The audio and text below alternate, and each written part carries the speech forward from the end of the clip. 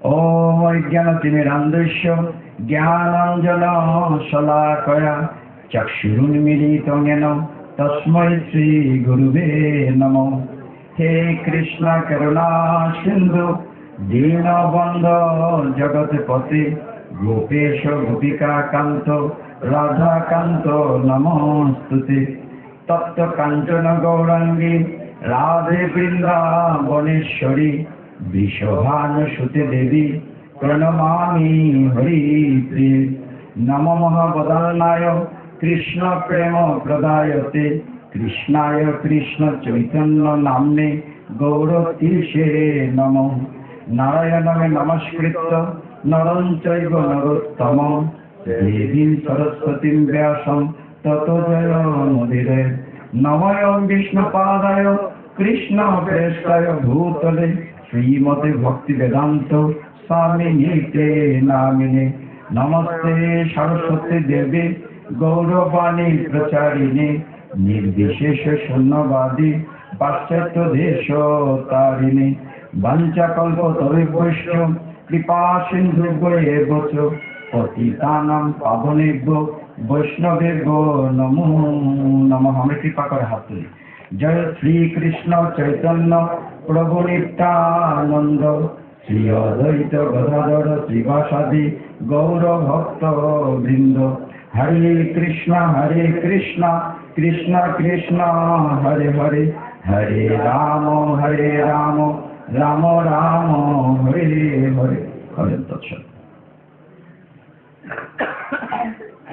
চিরায়ত গ্রামীণ প্রথায় আমাদের অনেক কিছু মিলন মেলার সুযোগ করে দেয়। বিভিন্ন অনুষ্ঠান, বিভিন্ন পূজা পার্বণ আমাদের একটা মিলিত হওয়ার সুযোগ করে দেয়। আর দুর্গা পূজা সবচেয়ে সনাতনী ধর্মের বড় পূজা, যে পূজাটিতে সকলের মিলিত শক্তি। আপনার মুরব্বীরা যারা আছেন, আমি আবারও প্রণতি নিবেদন করছি, বিশেষ করে বয়োজ্যেষ্ঠ যারা বা এই পূজা কমিটির যারা আমার মতো অজ্ঞানীকে আহ্বান করেছেন। আমি জ্ঞানহীন, বিদ্যাহীন, বুদ্ধিহীন নরাধম, তো আপনাদের কাছে আমি কৃতজ্ঞ আমাকে ডেকেছেন। যে দেখুন, আপনারা ছোটবেলা আমাদেরকে শিখিয়েছেন একতাই বল, ইউনিটি স্ট্রেংথ। একটা বাঁশের কঞ্চি ঠাস করে ভেঙে ফেলা যায়, কিন্তু অনেকগুলা কঞ্চি এক জায়গায় থাকলে ভাঙা যায় না।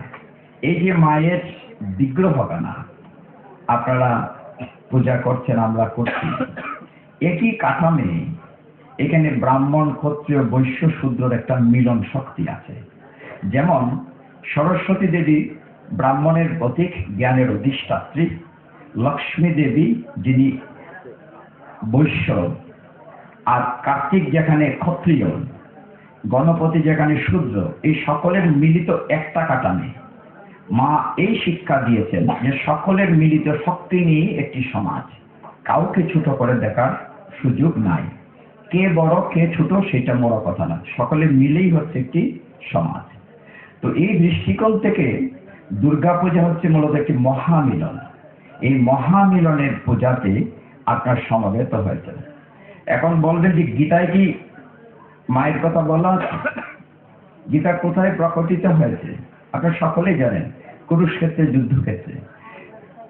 কুরুক্ষেত্রের যুদ্ধক্ষেত্রে যেখানে গীতা উদ্ভাসিত বা প্রকাশিত হয়, ঠিক সেই জায়গাটিতে অনাদিরাদি গোবিন্দ শ্রীকৃষ্ণ অর্জুনকে বলেছিলেন যুদ্ধের আগে, তুমি মাতৃশক্তির প্রার্থনা করো। আপনার মহাভারত খুললে দেখবেন এই কথাগুলো বলা আছে। গীতা প্রকৃতপক্ষে আলাদা যদি কোনো গ্রন্থ হিসাবে না বিবেচনা করেন, তাহলে সহজে বলতে হয়, কথা বলি না বাবা, লক্ষ্মী ময়না কথা না বলি। গীতা মূলত মহাভারতের একটা অংশ। আপনারা যারা নিয়মিত গীতা পড়েন, তাহলে একটা মজার কথা বলে শুরু করি। এই যে আস্তে আস্তে দেরি করি, এখন আসতেছে, সকলেই এত ব্যস্ত, কিন্তু পূজা উপলক্ষে, গীতা পাঠ উপলক্ষে যখন সময় নির্ধারণ করবেন, তখন ব্যস্ততাটা কমাবেন। গীতা নিয়ে কথাটা বলে আমি চণ্ডীতে যাব। আমাদের সনাতন শাস্ত্রের দুইটা গ্রন্থ নিত্য পাঠ্য, একটা হচ্ছে গীতা, একটা হচ্ছে চণ্ডী। এই দুইটাই নিত্য পাঠ্য, কিন্তু আমরা নিয়মিত পড়ি না। যেমন গীতাতে 700টা শ্লোক আছে, আপনারা সকলেই জানেন। চণ্ডীতেও 700 শ্লোক আছে। চণ্ডীতে শ্লোক বলে না, সূক্ত বলে। একই কথা, শ্লোক বলে, সূক্ত বলে। একজন রাজা, এটা মজার গল্প বলি, তিনি পরিবেশটা নর্মাল হবে। এই এলাকার এক রাজা, তিনি একবার চাইলেন আমাদের ধর্মশাস্ত্র সম্পর্কে জানতে চাইলেন, ইচ্ছা করলেন দেখি আমাদের শাস্ত্রে কি আছে। তো রাজসভাতে কিন্তু মন্ত্রী, সেনাপতি, সভা পণ্ডিত থাকেন না, বীরবল ছিলেন বা সভা গোপাল বা অনেকেই থাকে। তো রাজা জিজ্ঞাসা করলেন, খুব ব্যস্ত মানুষ, আপনারা এখানে সবাই রাজা, খুব ব্যস্ত মানুষ। তো তিনি সভা পণ্ডিতকে বললেন, আচ্ছা বলো তো আমাদের সনাতন ধর্মে কি আছে। তখন সভা পণ্ডিত বললেন, আমাদের সনাতন ধর্মে 18টা পুরাণ আছে। কয়টা পুরাণ? 18টা উপপুরাণ আছে। তখন রাজা বললেন, এতগুলো পড়ার সময় নাই, আমি তো খুব ব্যস্ত, আর একটু শর্ট করা যায় না, শর্টকাট। আমাদের অবস্থাটা এরকম।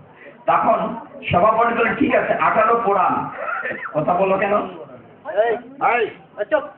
বলছেন আমাদের পুরাণের মধ্যে এই যে চণ্ডী আসছে মার্কেন্ড পুরাণ থেকে, ব্রহ্মবৈবর্ত পুরাণে এটার কাহিনী আছে, মার্কেন্ড পুরাণে আছে।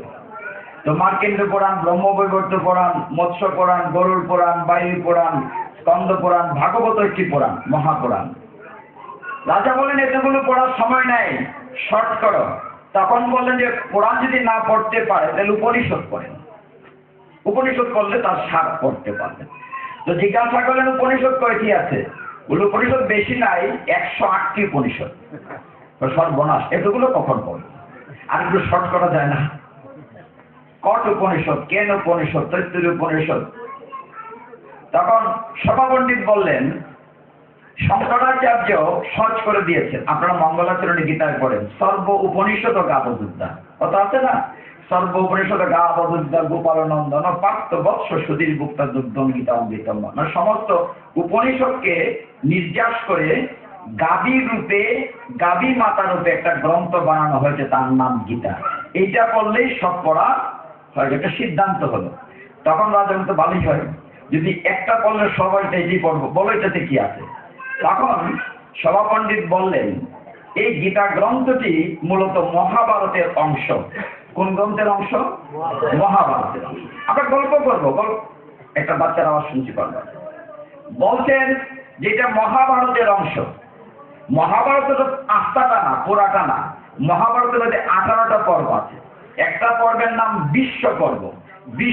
বিশ্ব পর্ব আস্থাটা না, বিশ্ব পর্বের 25 থেকে 42 18টা অধ্যায় নিয়ে গীতা আলাদা একটা বই সেলাই করা হয়েছে। এটা কোন গ্রন্থতে আসলো? মহাভারত। তখন রাজা বললেন, তাইলে বুঝলাম গীতা পড়লে সব পড়া যায়। গীতায় কি আছে? বলে গীতায় 18টা অধ্যায় আছে। তখন তো রাজার মাথায় হাত দিলেন, শ্লোক কয়টা? বলে 700। সর্বনাশ, এতগুলো পড়া যাবে না, আর একটু শর্টকাট করো, আমরা সময় নাই, খুব ব্যস্ত মানুষ। ঠিক আছে, যদি 18টা অধ্যায় না পড়া লাগে, কোন অধ্যায়টা পড়লে হবে বলো, আমার তো সময় কম। তখন সভা পণ্ডিত বললেন, একটা অধ্যায় যদি পড়েন, অধ্যায়টির নাম নবম অধ্যায়। যারা গীতা পড়ো ছেলেমেয়েরা, নবম অধ্যায়ের নাম হচ্ছে রাজবিদ্যা রাজ গুজ্জ ইয়োগ। বলছেন এইটা পড়লেই হবে। বলে একটা অধ্যায় পড়লে ভালো হবে, শর্টকাট। এই অধ্যায়ে কি আছে? তখন সভা পণ্ডিত বললেন, এই অধ্যায়ে 34 খানা শ্লোক আছে। কয়খানা? রাজা বললেন, এতগুলো শ্লোক পড়তাম, আর একটু শর্টকাট করা যায় না? বলে আর একটু শর্ট করা যায় না? বলে করা যায়। এই যে পূজা পার্বণ করি, গীতা ভাগবত পাঠ করি, কেন করি? যাতে আমরা দুঃখ কষ্ট দূর হয়, আমরা যাতে জন্ম মৃত্যুর চক্র থেকে মুক্তি পেয়ে আমাদের হারানো বাড়ি ভগবত ধামে ফিরে যেতে পারি, যাতে আমাদের মুখ্য লাভ হয়। তখন সভা পণ্ডিত বলে, ঠিক আছে, নবম অধ্যায় যদি পড়তে না চান, 34 খানা শ্লোক, আপনি 18 অধ্যায় পড়েন। বলে 18 অধ্যায়ের নাম কি? বলে মুখ্য যুগ। আমরা বলি মুখ্য ইয়োগ, যে মুখ্য যুগ। বলে এটাতে কি আছে? বলে এই অধ্যায়টিতে 78 খানা শ্লোক আছে। কয়টা? আগেরটা কি বলা আছে? একটা বলা আছে না, 34 খানা শ্লোক। তখন সভা পণ্ডিত বললেন, আরে সারাটা পড়তে হবে না, একটা শ্লোক পড়বে। কয়টা? ঠিক আছে, একটা বললেই হবে। বলে একটা বললেই হবে। যে কোনটা পড়বো এটা বলে দাও। রাজা তো আপনারা সবাই রাজা, ব্যস্ত। বলে একটা শ্লোক বলে দাও। বলে 66 নম্বরটা পড়বেন, 66। এইটাতে ভগবান অর্জুনকে লক্ষ্য করে আমাদের মতো সমগ্র জগৎবাসীকে কৃষ্ণ বলেছেন, সর্বধর্মানে পরিত্যজ্য মাম একমে শরণং ব্রজ আমাকে দোয়া সারব পাপ দেখব মুখে স্বামী মা সুচব। রাজা বলে শ্লোকটা তো সুন্দর, কিন্তু এটা আবার সাইড লাইন, আরেকটু শর্ট করা যায় না? শ্লোকটা সুন্দর কিন্তু এটা আবার সাইড লাইন, আরেকটু শর্ট করা যায় না? মানে শর্ট করতে করতে কয় বছর আগে শর্ট সিলেবাস, একবার তো পরীক্ষা পেয়েছে না, বিনা পরীক্ষায় পাস, মানে শর্ট করতে করতে।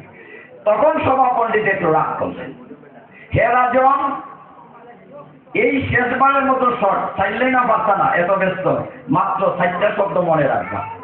এটা তো পারবা? বলি কোন 4টা শব্দ? বলি শ্লোকের ভিতরে 4টা শব্দ আছে। কি? মাম একম শরণং ব্রজ। কয়টা শব্দ?